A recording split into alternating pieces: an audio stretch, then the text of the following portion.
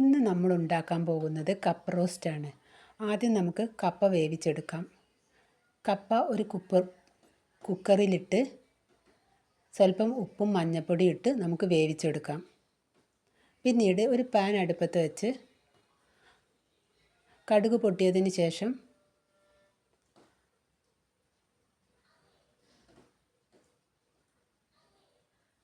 ഉള്ളി, വെളുത്തുള്ളി, വറ്റൽമുളക് എന്നിവ ഇട്ട് വഴറ്റുക. ഇവിടെ 6 വെളുത്തുള്ളിയും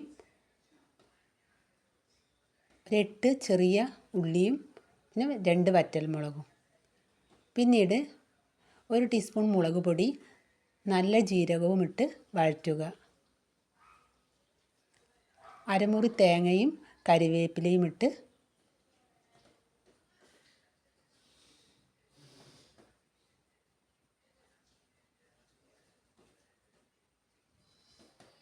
പിന്നീട് നമ്മൾ വേവിച്ച് വെച്ച കപ്പയിലെ വെള്ളമെല്ലാം വാർത്തതിന് ശേഷം കപ്പ ഇതിലേക്കിട്ട് നന്നായി യോജിപ്പിച്ചെടുക്കുക. നന്നായി യോജിപ്പിച്ചെടുത്തതിന് ശേഷം